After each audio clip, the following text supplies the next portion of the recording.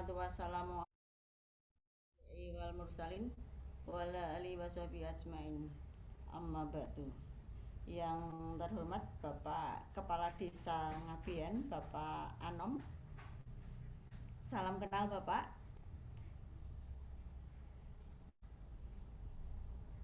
Join di Yum ini enggak Alfian, Pak Kades? Bu. Oke. Terima kasih pada Bapak Kepala Desa ya yang sudah menerima tim KKN MIT 14 kelompok 97 ini.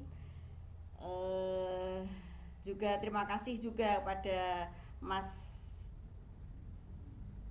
Mabrur Muhammad Mabrur ya, SPD yang sudah bersedia untuk mengisi nanti acara webinar adik-adik KKN MIT kelompok 97 ini. Puji syukur kita panjatkan kehadirat Allah yang senantiasa kita harapkan rahmatnya, yang telah melimpahkan rahmatnya kepada kita, sehingga pada kesempatan kali ini kita bisa menghadiri bersama via online Zoom ya, acara webinar.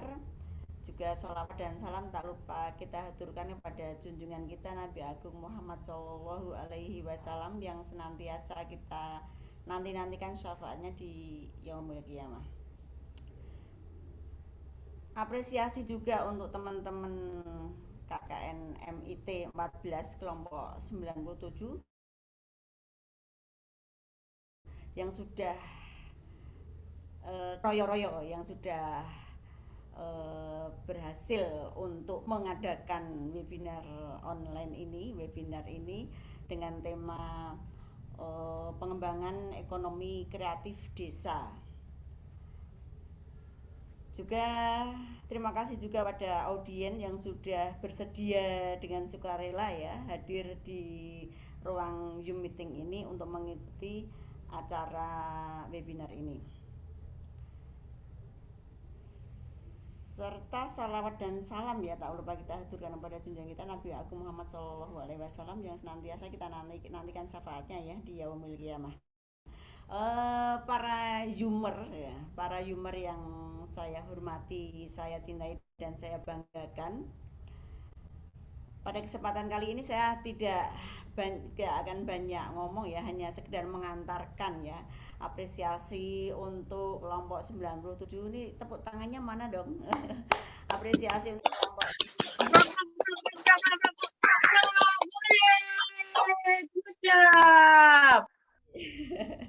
yang memfasilitasi untuk pelaksanaan webinar ini dengan tema pengembangan ekonomi kreatif desa.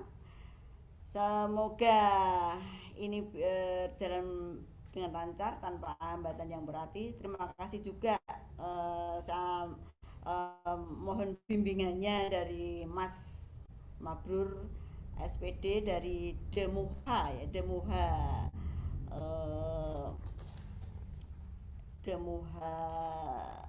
Media ya, yang bersedia untuk mengisi atau memberikan ilmunya, berbagi ilmu dengan kita semua. Baik, saya kira saya nggak akan berpanjang lebar karena waktu terus bergulir. Nanti kalau kemalaman juga nggak Ini saya tadi sudah chat sama panitia, salah satu panitia tadi yang menghubungi saya nggak bisa mendampingi lama karena ini barengan ada acara ini musim orang punya gawe ya, orang mantu. Ini saya kebetulan didapuk untuk jadi ini among tamu. Ini saya bolos sebentar nih, saya lari dulu ke rumah untuk selanjutnya nanti ini saya serahkan ke teman-teman tim KKN 97 untuk proses pelaksanaan ini webinar ini. Begitu saya kira. Sekali lagi terima kasih Mas Mabrur ya atas ilmunya, berbagi ilmu dengan teman-teman KKN di sini. Saya langsung pamit saja. Monggo silahkan berwebinar. Nanti insya Allah saya tetap tetap ikuti, kalau waktu masih cukup saya akan tetap ikuti. Begitu saya kira, terima kasih semuanya, sukses untuk tim 97. Saya langsung undur diri, pamit. Assalamualaikum warahmatullahi Waalaikumsalam. Waalaikumsalam warahmatullahi wabarakatuh. Terima kasih untuk Ibu Mariatul Kiptiah. Acara selanjutnya yaitu penutup dan doa yang akan dibacakan oleh Saudara Ilyas. Waktu dan tempat saya persilakan. Baik, sebelum mulai webinar, marilah kita berdoa bersama-sama agar diberikan kelancaran acara serta dapat ilmu yang bermanfaat dari webinar pada malam hari ini. Al-Hadiniyah wa ala kulli niyatin sholihah. Al-Fatihah.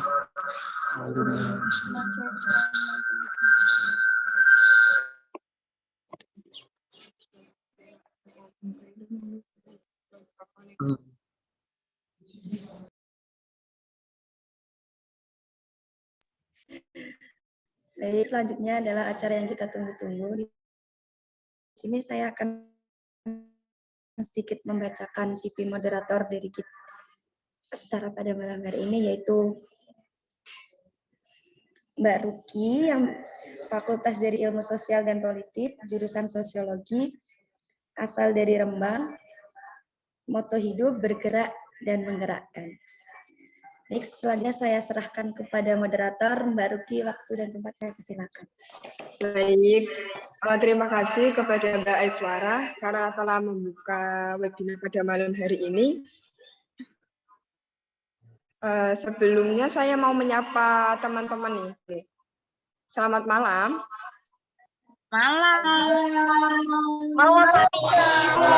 Sehat ya.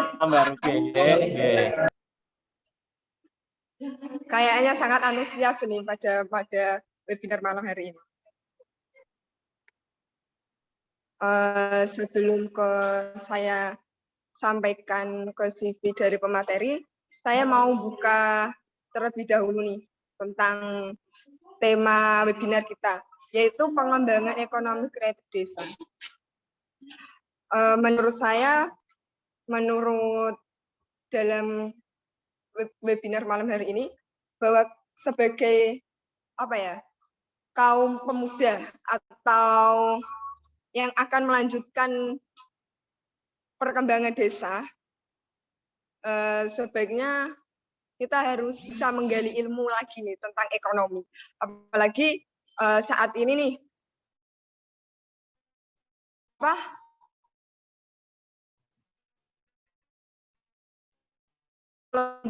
harga BBM dan juga apalagi di desa itu, menurut saya seorang petani apalagi meskipun harga di pasar itu sangat naik, menurut saya keuntungan dari petani itu hanya sedikit. Bahkan kalau menurut saya petani itu kalau bisa mengayomi atau memenuhi kebutuhan sendiri itu adalah merasakan bersyukur gitu ya. Nah, di sini dalam webinar malam hari ini kita akan belajar nih apa aja nih trik dan bagaimana kita menumbuhkan motivasi agar pengembangan desa kita jauh lebih maju lagi gitu ya. Langsung aja ya, saya akan membacakan CV dari pemateri kita.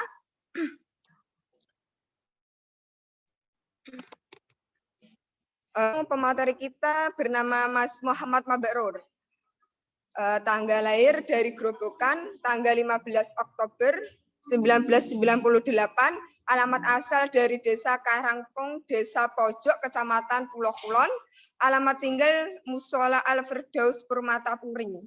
Pekerjaan sebagai wira swasta, jenis kelamin laki-laki, kewarganegaraan dari Indonesia. Agama Islam, sosial media nih bisa dicatat nih. IG-nya Mabrur 694. Nomor HP 085 884 757 181. Email mabrur648@gmail.com. Riwayat pendidikan dari SDN Negeri 5 Pojok, MTS Miftahul Huda Jambon, dan MA Sunia Selo, perguruan tinggi dari UIN Wali Songo Semarang. Pengalaman organisasinya ada Bendahara Racana Wali Songo, asisten logistik Birawa, yang ketiga sekretaris Wirausaha Kreatif Syariah Kota Semarang. Moto hidup selalu bersyukur. Langsung aja ya, monggo Mas Mabrur.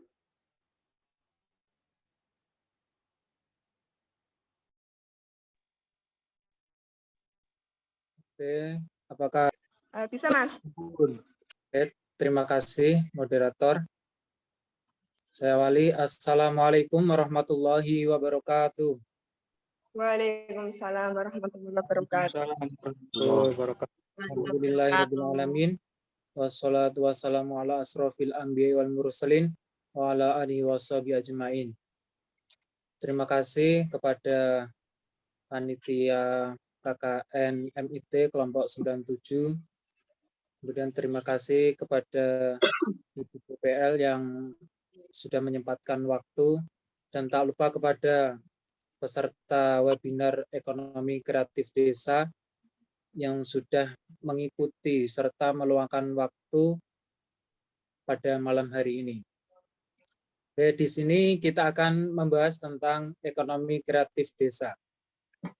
Pada zaman sekarang, seseorang menilai usaha orang itu dinilai dari hasilnya.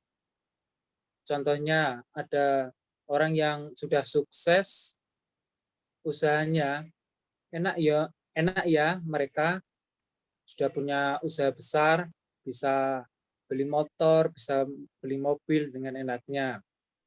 Kemudian ada contoh lagi, kita semua biasanya kalau menilai orang itu dari hasilnya. Contohnya dari kampus kita ada orang yang wisuda, wah enak ya jadi sarjana, tapi tidak mengetahui di belakang itu proses-prosesnya gimana, proses bimbingannya, revisiannya, mulai dari mencari judul, mencari referensi, hingga lembur siang hari. Sangat banyak sekali di belakang kesuksesan terdapat kegigihan yang luar biasa. Oke, pada malam hari ini kita akan membahas tentang ekonomi kreatif. Oke, dikutip dari buku Ekonomi dan Bisnis Indonesia 2020, ekonomi kreatif adalah proses menciptakan kegiatan produksi dan distribusi barang maupun jasa yang dalam prosesnya memerlukan kreativitas dan kemampuan intelektual. Jadi, ekonomi kreatif merupakan konsep ekonomi yang mengutamakan kreativitas, penggunaan ide, pengetahuan, dan teknologi untuk mengembangkan ekonomi, khususnya pada bidang industri kreatif. Jadi, ekonomi kreatif garis besarnya adalah jual beli seperti biasa, namun ide-idenya yaitu kreativitas. Kreativitasnya yang dinilai, yaitu dengan produk yang tidak biasa, yaitu mengembangkan produk yang biasa, kemudian menginovasi atau yang lainnya. Lanjut, Mbak.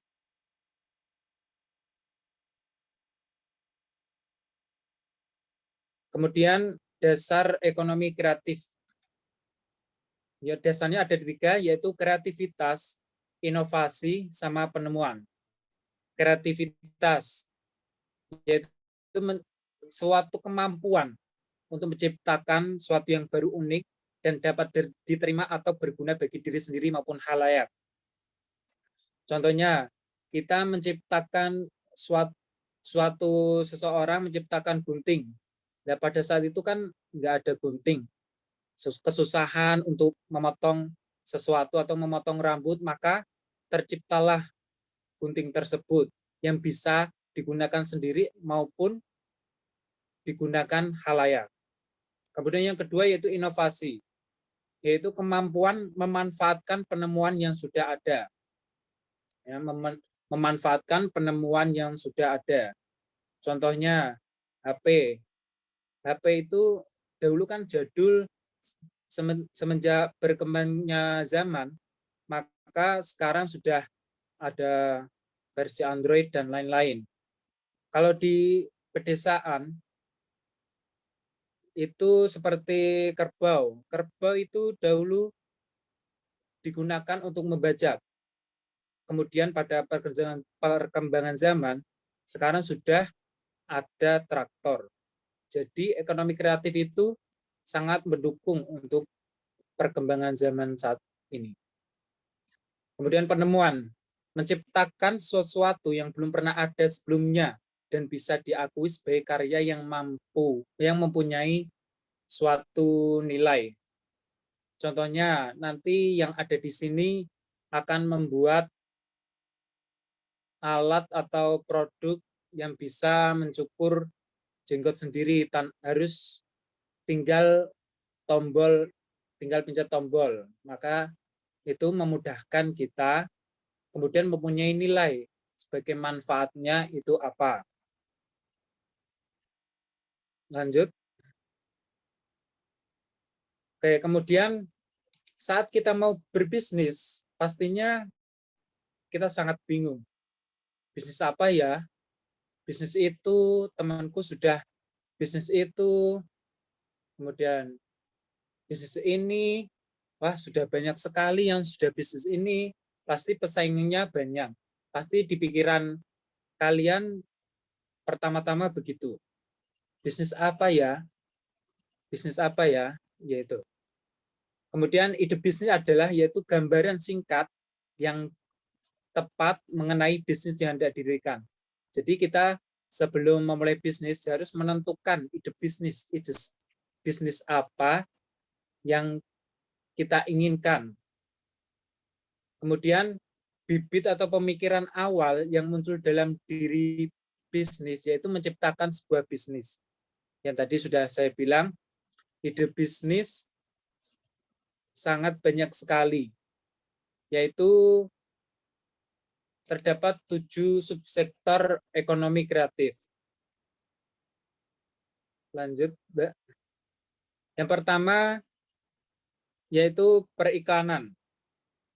Periklanan ini contohnya pada iklan di televisi, kemudian iklan di koran, kemudian iklan di IG, endorse, atau paid promote biasanya itu ada. Kemudian yang kedua yaitu arsitektur. Arsitektur biasanya ini pada bangunan-bangunan, kemudian biasa mempunyai bidang keahlian di bidang tersebut. Jadi kalau tidak mempunyai bidang tersebut, jangan coba-coba, kecuali akan mencoba dengan sungguh-sungguh.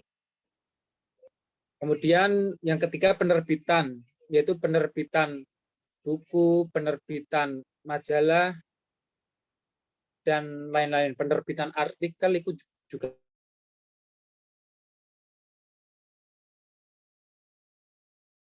yaitu desain, kemudian diterapkan kepada visual atau dalam bentuk cetak. Seperti paperback, merchandise, dan lain-lain contohnya. Kemudian yang kelima fotografi. Lah, ini banyak sekali fotografi yang diperlukan. Contohnya pada zaman sekarang foto produk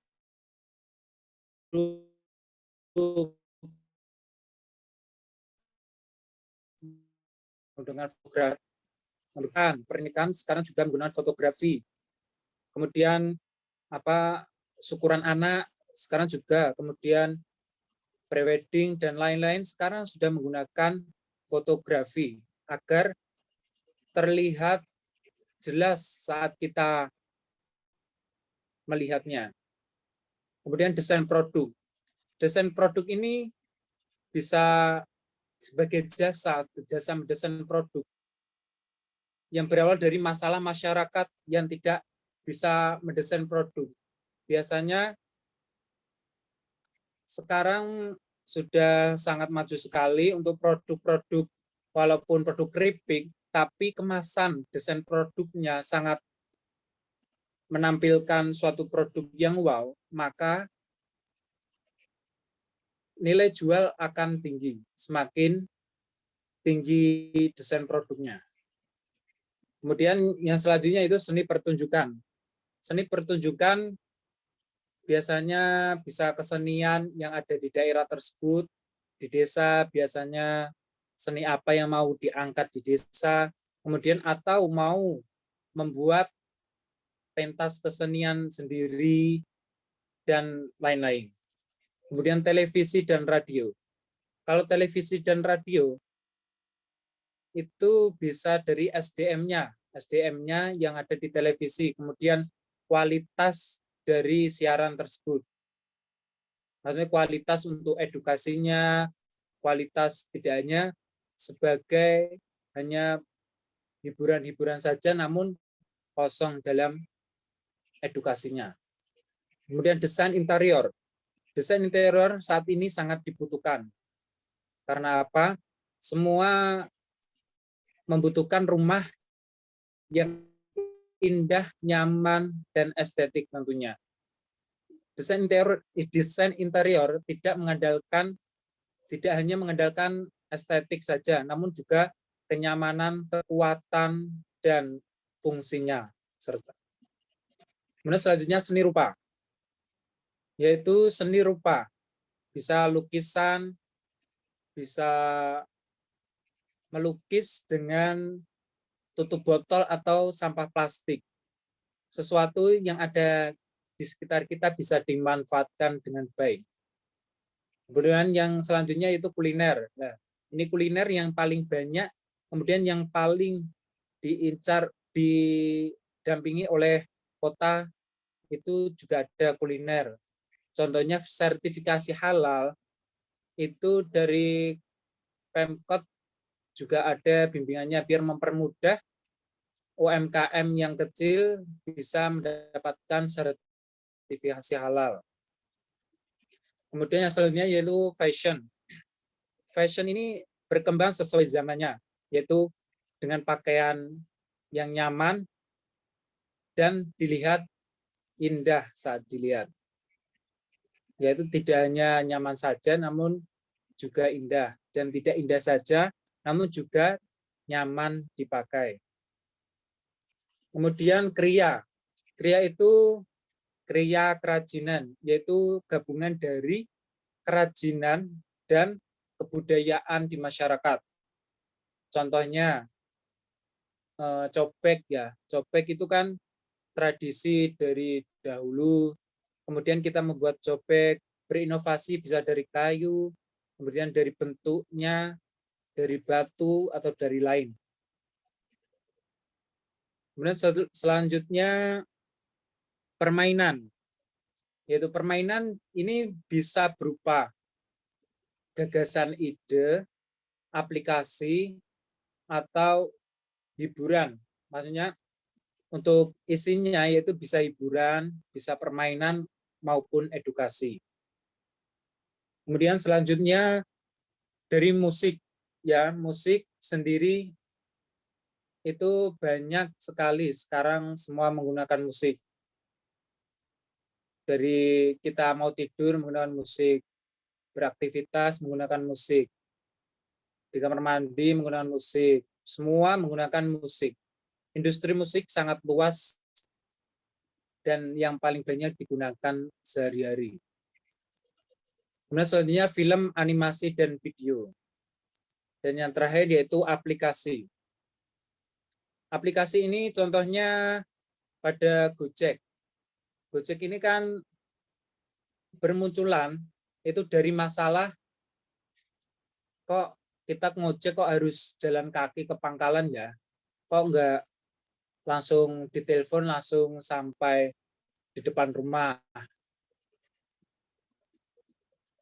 Jadi Gojek itu bermunculan dari masalah ojek pangkalan yang sistemnya agak ribet. Jadi kita harus ke sana dulu, terus nanti kita mau ngojek lagi, turun di situ, pulang lagi, dan seterusnya.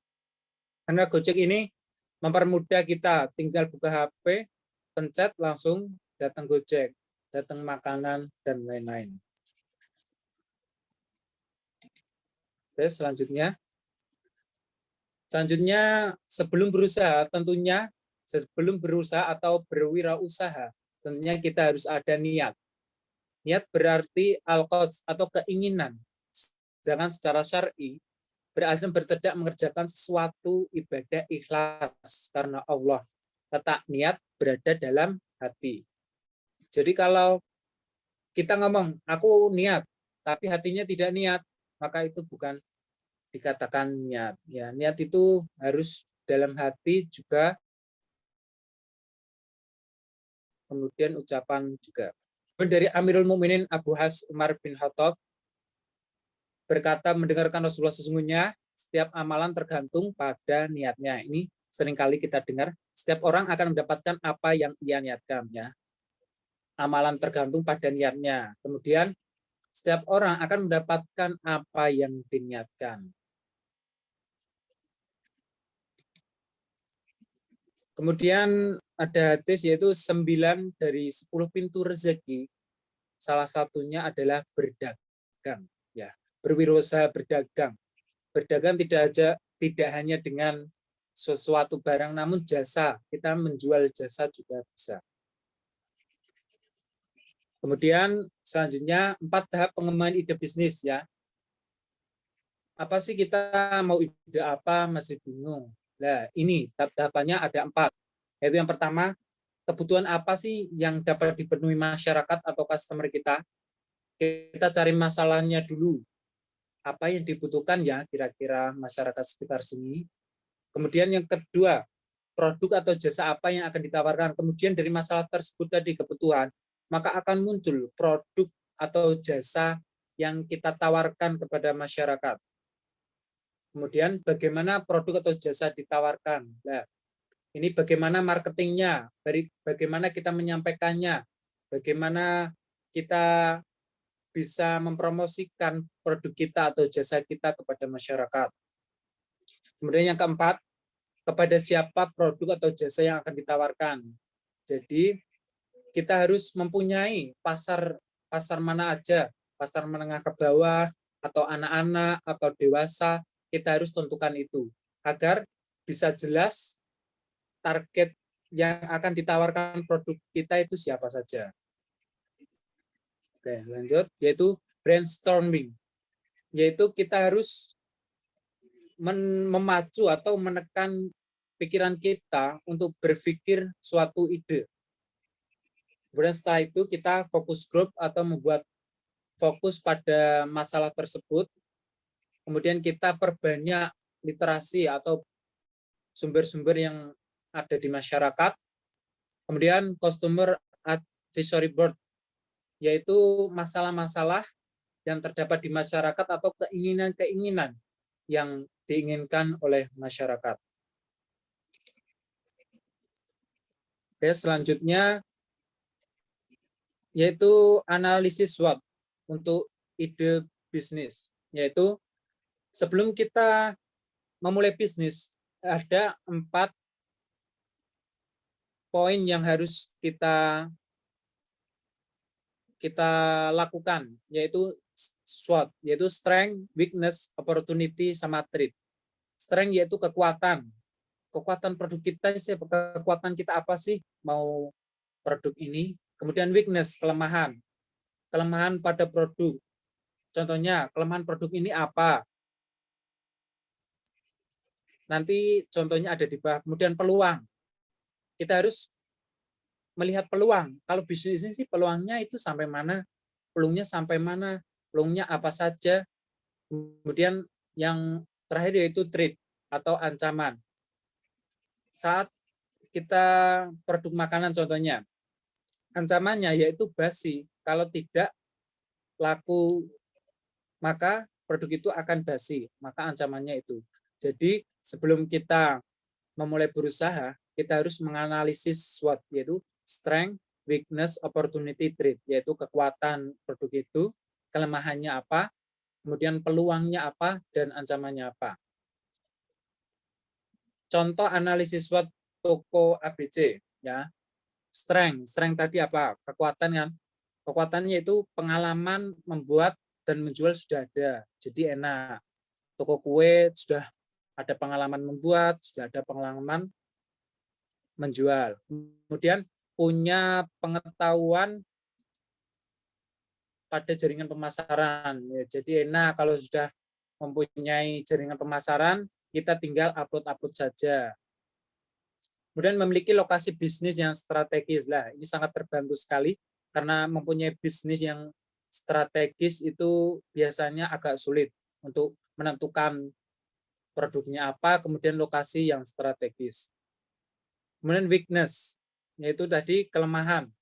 Kelemahannya tidak cukup modal. Jika tidak cukup modal, maka apa yang kita lakukan? Yaitu bisa berutang dulu kepada teman, jika dibolehin, atau kita menarik investor, penanam modal kepada kita, biar sama-sama untung. Kemudian yang selanjutnya itu kemampuan dalam manajemen keuangan yang buruk.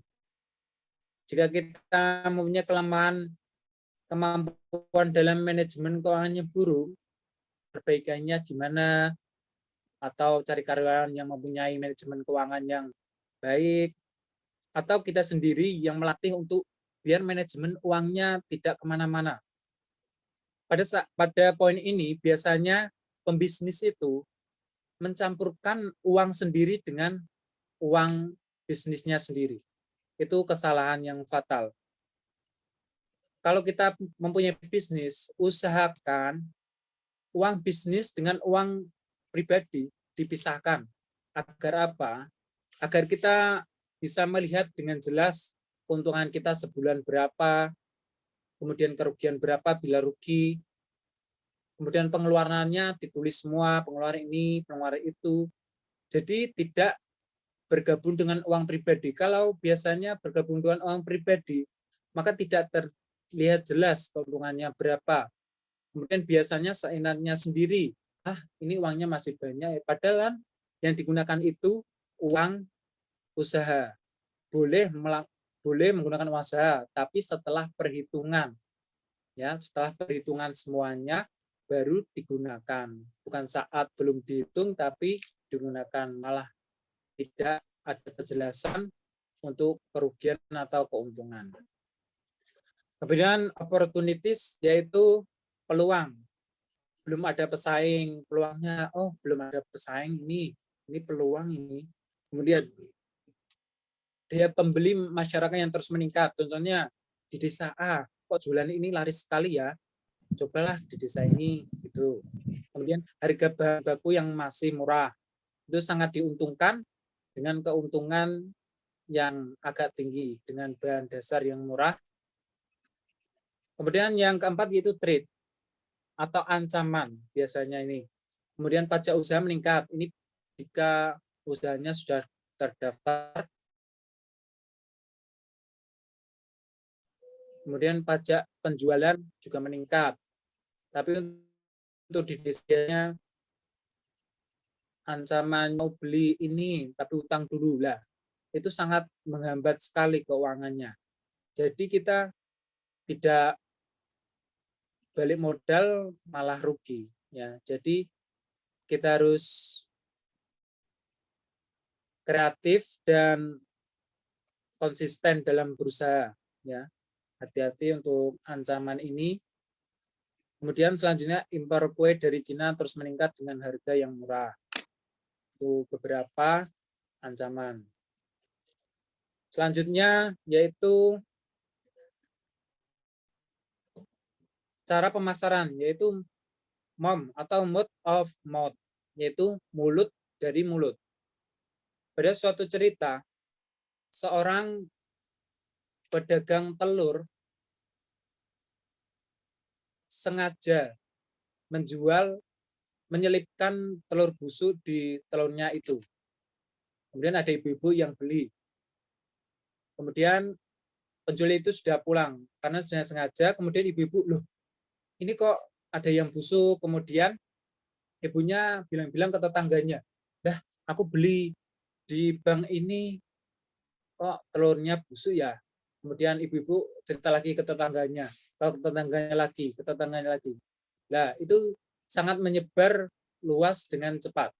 Kemudian keesokan harinya, penjual telur itu mengganti dengan telur yang lebih bagus tanpa harus membayar lagi. Nah, maka itu si penjual bapak ini secara otomatis pasarannya atau seseorang sudah mengetahui bapak itu penjual telur. Tapi kesalahan tadi sudah ditutupi dengan telur yang bagus tadi. Jadi otomatis ibu itu tadi harus menceritakan yang baiknya itu tadi, yaitu mode of mouth ya. Atau saat kita percakapan dengan teman, contohnya kita punya produk, kemudian kita cerita, loh aku punya produk ini loh. Nggak apa-apa kita menceritakan produk ini. Siapa tahu suatu saat mereka juga perlu dengan produk kita atau jasa kita. Kemudian yang kedua, yaitu memanfaatkan media sosial. Jangan malu untuk story IG atau story WA usaha, itu jangan malu. Karena kalau malu ya kapan kita maju, karena kita juga butuh. Ya, pemasaran yang paling efektif malah kita dari WA, karena dari teman-teman dekat, dari teman-teman jauh bisa melihat apa yang kita jual. Kemudian membuat program promo. Nah, ini biasanya program promo ini bertujuan untuk menarik customer. Ya, kan sebelumnya harganya segini menjadi turun segini. Nah, dengan adanya promo, maka beberapa customer akan tertarik dengan produk kita karena ada diskon atau promo. Nah, itu tujuannya untuk mengenalkan produk kita sekaligus agar customer membeli produk kita dan mengetahui produk kita. Ya. Kemudian yang keempat, membuat e-commerce, yaitu biasanya di Shopee, Tokopedia, Lazada, dan lain-lain. Nah, ini biasanya kalau pemula harus giat-giat memposting, kemudian giat-giat menyalin link untuk temannya dekat. Coba dong temannya dekat dirayu untuk beli produk agar produk kita pernah kebeli di e-commerce. Ya. Soalnya e-commerce ini sangat berpengaruh. Kalau biasanya sudah banyak terbeli, maka malah akan banyak lagi yang beli. Tapi untuk saingannya di e-commerce sangat banyak sekali. Kemudian yang kelima yaitu membuat website brand. Yaitu website brand ini digunakan apabila produk kita sudah ke level menengah ke atas agar memudahkan untuk bertransaksi. Kemudian membuat vlog. Membuat vlog ini bertujuan untuk mendekatkan interaksi penjualan kita kepada customer.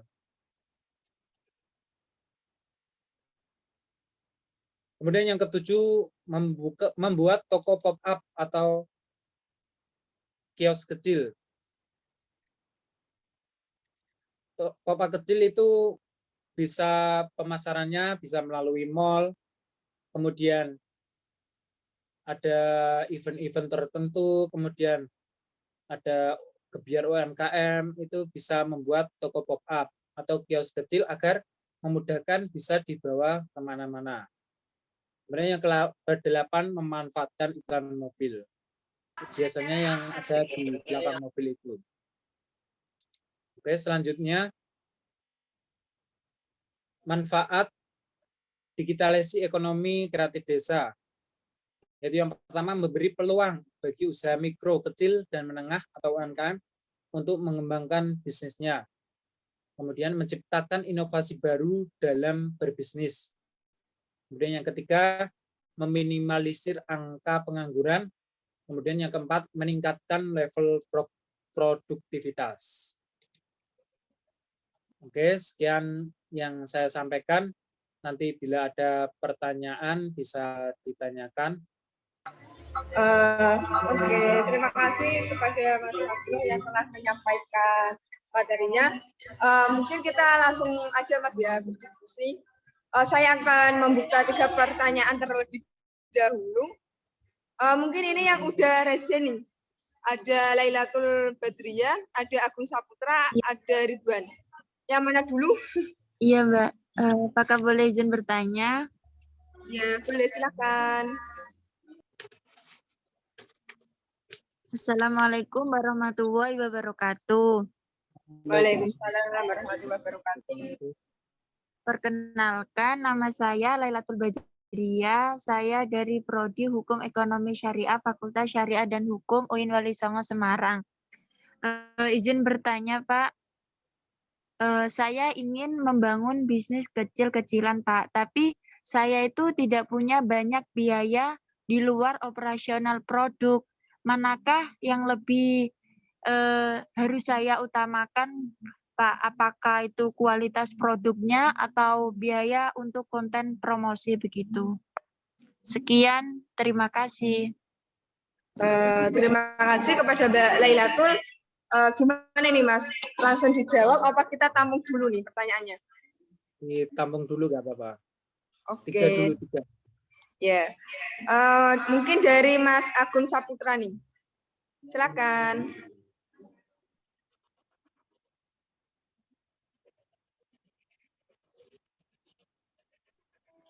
Halo Mas Agung. Oh, mungkin dari Mbak Aiswara Nadika nih. Silakan Mbak.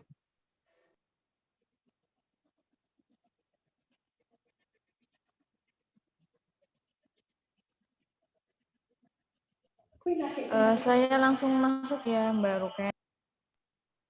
Iya Mbak, silakan.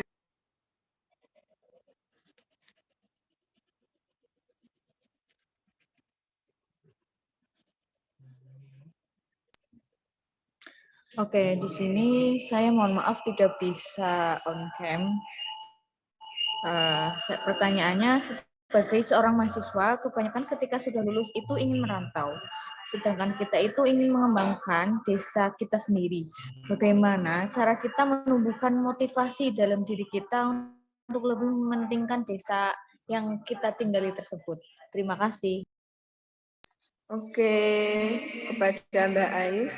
Mungkin dari Mas Ridwan. Halo, apakah suara saya terdengar nggak? Terdengar Mas, silakan. Di sini saya ingin bertanya, kiat-kiat apa saja yang harus kami lakukan sebagai generasi milenial, khususnya ingin perubahan dalam mengembangkan skill dan hard skill di bidang bisnis ini, dan bagaimana membangun niat ataupun kepercayaan diri sendiri ketika ingin berbisnis namun berada pada lingkungan yang toksik, dan strategi apakah yang harus kami persiapkan jika ingin berbisnis di era kecanggihan teknologi informasi sekarang. Sekian, terima kasih. Oke, terima kasih kepada Mas Ridwan. Mungkin bisa langsung dijawab ya Mas Bro.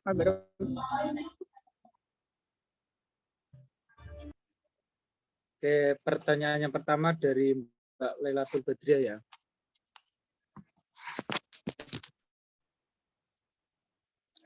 Tadi ingin membuka bisnis kecil-kecilan, namun biaya produksi atau promosi sangat tinggi. Ya, untuk berbisnis kita jangan muluk-muluk dulu, maksudnya jangan tinggi-tinggi dulu. Kita dari kecil-kecil dulu. Contohnya kita bisanya memproduksi, contohnya modal kita bisanya 100.000, maka 100.000 itu yang kita gunakan. Maksudnya untuk produksinya semisal 25 buah ya, 25 buah dulu. Jika itu sudah membalik modal, maka kita bisa menambah produksi yang akan kita jual.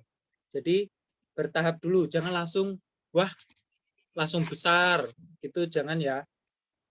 Kalau langsung besar, nanti resikonya juga akan besar, resiko kerugiannya juga akan besar.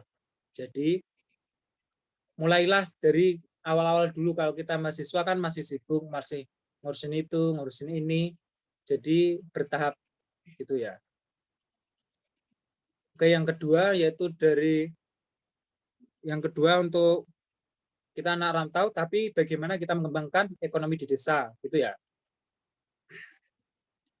ini kita kan untuk mungkin kita tidak bisa kembali di desa tersebut karena kita merantau di kota. Namun ide-ide atau gagasan kita tuangkan ke desa tersebut ya. Paling enggak kita menyumbang ide lah, karena tanpa ide juga mereka juga agak susah untuk berkembang ya. Kalau tidak bisa merantau, setidaknya kita mendukung secara ide dan lain-lainnya, atau secara promosi dan lain-lain. Oke, untuk pertanyaan ketiga, untuk kiat-kiat generasi milenial untuk berbisnis. Ya, untuk bisnis milenial sangat banyak sekali ya. Sesuai kita harus mengetahui ciri-ciri kita dulu, maksudnya kita bisa di skill apa. Oh ya, bisnis ini itu sesuai kemampuan dulu. Jika kita mau bisnis yang lain boleh, tapi kita harus mempelajari dulu. Contohnya di YouTube, mau bisnis kue berarti harus mempelajari bagaimana cara membuat kue, tapi tidak langsung untuk menjualnya, tapi kita harus mencicipi rasanya. Ya, secara belajar dulu, kemudian kita baru memasarkannya. Kemudian untuk membangun niat. Kalau untuk usaha awal-awal, yang penting kita niat sama mau melakukan dulu. Ya. Pokoknya jalan dulu. Sambil jalan itu, jalan perlahan-lahan, kita juga untuk memperbaiki sistem penjualan kita, memperbaiki produk-produk kita. Yang penting kita jalan dulu dan layak, maksudnya layak untuk dijual ya. Yang penting kita mau jalan dulu, kemudian untuk memperbaikinya kita bertahap juga. Jadi tidak langsung wow gitu. Jadi yang penting kita niat sama mau melakukan saja ya. Yang penting niat, terusan kemudian konsisten dalam pemasaran. Kemudian strateginya yaitu tadi kita niat mau melakukannya, kemudian konsisten. Ya, kita sudah punya usaha, contohnya usaha apa, sudah niat, sudah melakukan, kemudian untuk promosinya kita juga harus konsisten. Kemudian satu poin lagi yang harus ditekankan, uang pribadi jangan dicampur dengan uang bisnis. Karena nanti tadi sudah saya sampaikan akan mengganggu. Kelihatannya keuntungannya di mana, sama kerugiannya di mana. Kalau sudah mempunyai keuntungan, jangan lupa untuk menabung ya. Karena menabung ini untuk menambah biaya produksi atau menambah alat atau menambah banyaknya produksi kita. Oke, itu untuk kiat-kiatnya ya. Oke, apakah sudah terjawab semua dari pertanyaannya? Gimana nih dari pertanyaan tiga tadi, apakah puas nggak dengan jawabannya?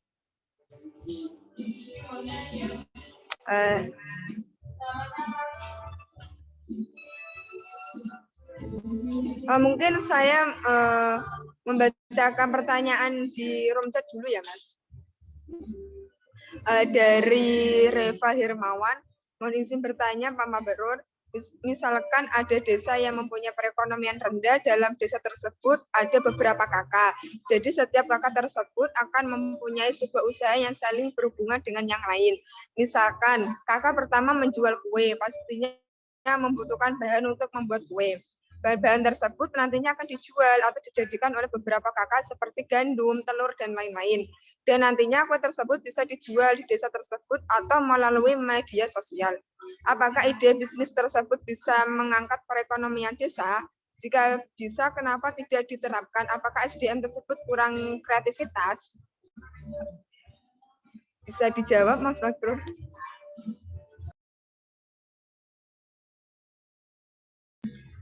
Maaf, Mas, masih unmute.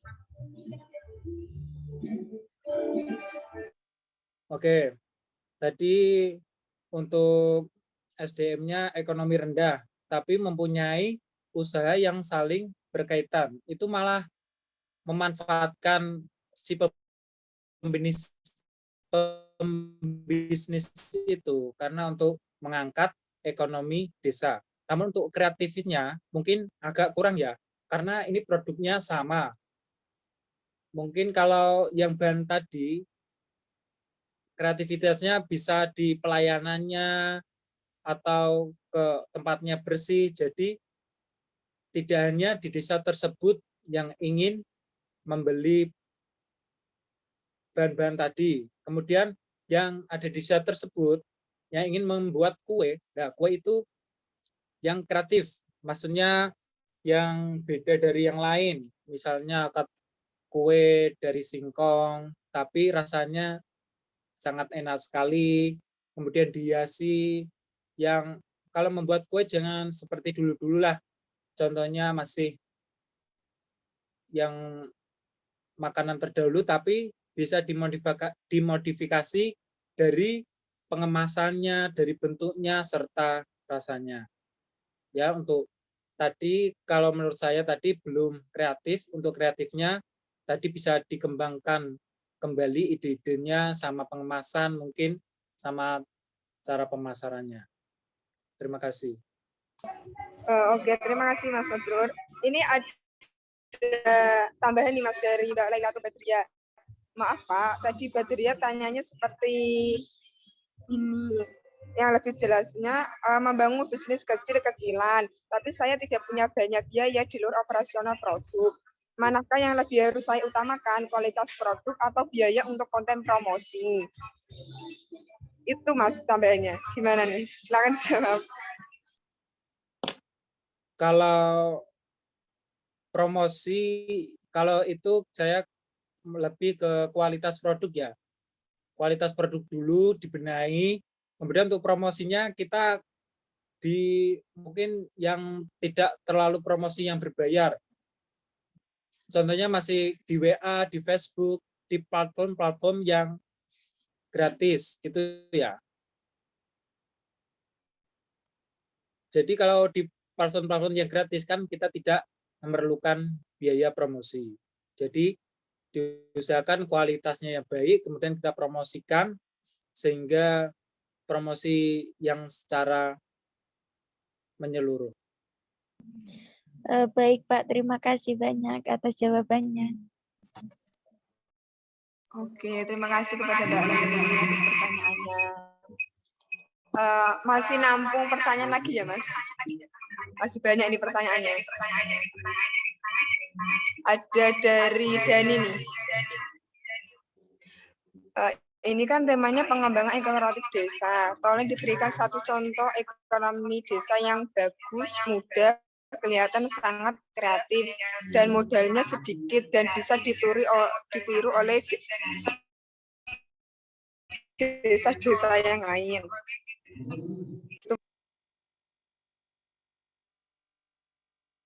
Oke, izin menjawab. Untuk contohnya ekonomi kreatif desa, yaitu pada saat ini yang lebih mahal malah itu tas yang dari plastik, dari limbah plastik seperti Marimas, dari kopi, dan dari lain itu malah bisa ke tingkat internasional, malah itu disegani oleh orang-orang luar, karena pada produksi ini membutuhkan kreativitas yang tinggi serta kesabaran. Kemudian produk-produk ini tidak hanya berupa tas, tapi berupa dompet dan lain-lain. Seperti halnya ada lagi yaitu tas dari rotan, ya, tas dari rotan di desa yang menghasilkan rotan banyak, kemudian diproduksi untuk membuat tas, maka tas itu malah bernilai jual tinggi karena seninya yang tinggi hingga melampaui pasar internasional.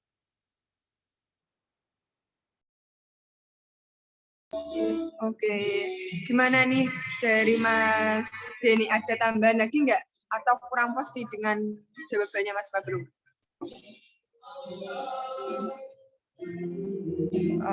Mungkin cukup jelas ya Mas. Ini ada pertanyaan terakhir nih Mas. Dari Mas Ilyas. Silakan Mas Ilyas. Terima kasih Mbak Rosi. Pertama mengenai ide bisnis yang telah dipaparkan tadi, bagaimana sih pandangan menurut pemateri? Apakah sebaiknya memulai bisnis sesuai dengan passion yang kita miliki, ataukah memulai bisnis mengikuti tren yang sedang booming seperti Citayam Fashion Week? Terima kasih pemateri atas penjelasan.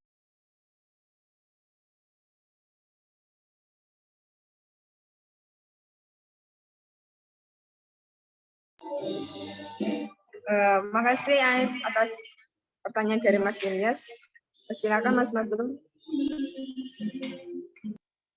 Oke, izin menjawab. Oke, memulai ide bisnis sesuai passion atau yang lagi booming-booming gitu ya.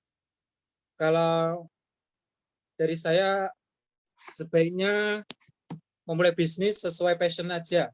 Karena kalau yang lagi viral-viral itu hanya sebentar saja, hanya sekejap saja produk itu laku. Namun nanti berkembangnya waktu nanti akan menurun.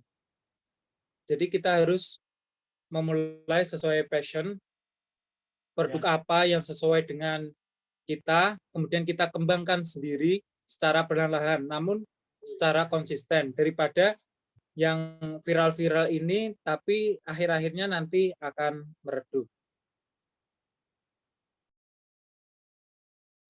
Baik, terima kasih pemateri atas penjelasannya. Oke, terima kasih. Mungkin pertanyaan terakhir nih Mas. Sebagai moderator aku juga mau tanya nih Mas. Boleh ya Mas?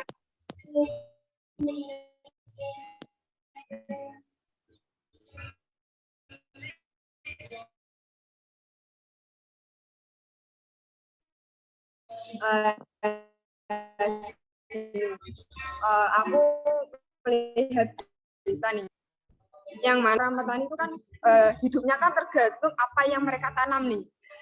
Kalau pasar semakin sepi, terus yang pikirkan terus bagaimana nih perkembangan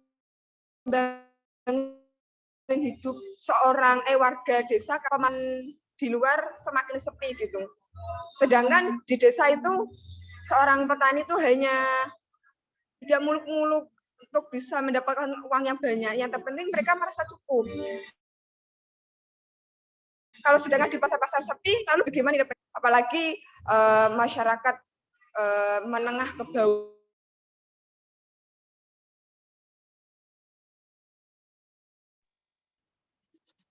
Oke, pertanyaannya yang sangat bagus. Untuk kan di desa saya juga gitu sih, untuk mengandalkan untuk membutuhi kehidupan mereka. Ya, jika biasanya saat ini juga masih saat kita beli malah murah, Kak. Jadi masalahnya itu di situ. Kalau saya sendiri yaitu sebaiknya mempunyai tabungan atau usaha kecil sampingan gitu ya. Contohnya dia petani, setidaknya punya satu kambing atau satu sapi yang bisa berkembang biak untuk, kan kalau di sawah kambingan, jadi tidak hanya saja. Jadi mempunyai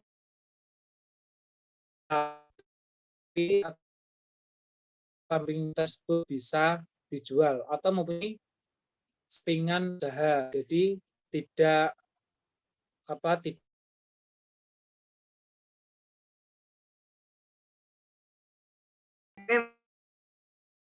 Mas, terima kasih. Mungkin pertanyaannya